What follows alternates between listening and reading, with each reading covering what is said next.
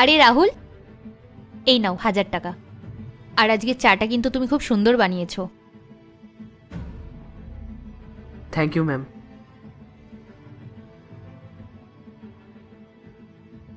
রাহুলদা, এ নাও 1000 টাকা। আজকের চাটা খুব ভালো ছিল। Thank you sir.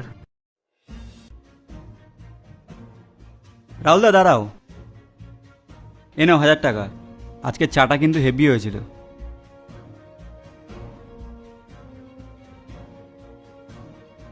Thank you sir. হুম। আমি তো আজকে এটা বুঝতে পারছি না যে সবাই আমাকে এতগুলো করে টাকা কেন দিচ্ছে। ম্যামকে গিয়ে একবার জিজ্ঞেস করি। ম্যাম, আপনার থেকে আমার কিছু জিজ্ঞেস করার আছে। আরে কথা পরে হবে, প্রথমে তুমি এই নাও। আজকের চাটা খুব টেস্টি ছিল রাহুল। এই পুরো 5000 টাকাটা তোমার জন্য।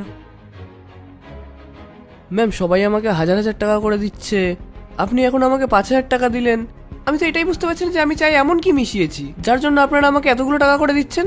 আরে রাহুল, তুমি একটু বেশিই ভাবছো। আর এমনিও আজকে সবার স্যালারি হয়েছে, হয়তো ওই খুশিতেই তোমায় টাকা দিয়েছে। আর দেখো, আমি বাবা বাকি কারোর কথা জানি না, আমি আমার কথা জানি। আজকের চাটা সত্যিই খুব সুন্দর হয়েছিল, তাই আমি তোমায় টাকাটা দিলাম। ম্যাম, মানে আপনিও আমাকে সত্যিটা বলবেন না? ঠিক আছে, এই নিন, ধরুন আপনার টাকা, আর আমি প্রত্যেকের টাকা ফেরত দিয়ে দেবো। আরে রাহুল শোনো, আমি বলছি তোমায় যে আমরা সবাই তোমায় কেন টাকাটা দিচ্ছিলাম। আসলে যখন তুমি ফোনে কথা বলছিলে। হ্যালো, হ্যাঁ শান্তা। শান্তা, আমি জানি তুমি প্রেগনেন্ট, কিন্তু আমি কি করব বলো? আমি তো ম্যামকে অনেকবার বলছি, ম্যাম তো আমাকে ছুটিই দিচ্ছে না। নাহলে তো আমি কবেই তোমার কাছে চলে যেতাম।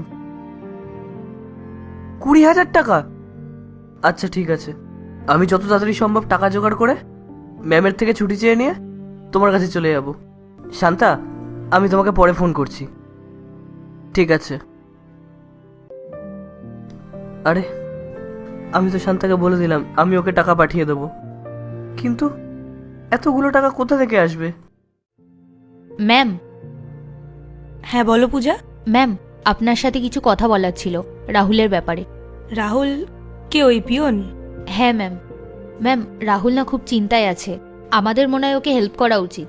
তুমি জানো আমি কত ইম্পর্টেন্ট কাজ করছিলাম এখানে, আর তুমি এখন আমার কাছে ওর কথা বলতে এসছো? ম্যাম, একবার আমার কথাটা তো শুনুন। হ্যাঁ বলো। ম্যাম, রাহুলের ওয়াইফ প্রেগনেন্ট, আর ও গত 6 মাস ধরে বাড়ি যায়নি। ওর এখন টাকার খুবই প্রয়োজন, তাই মনে হয়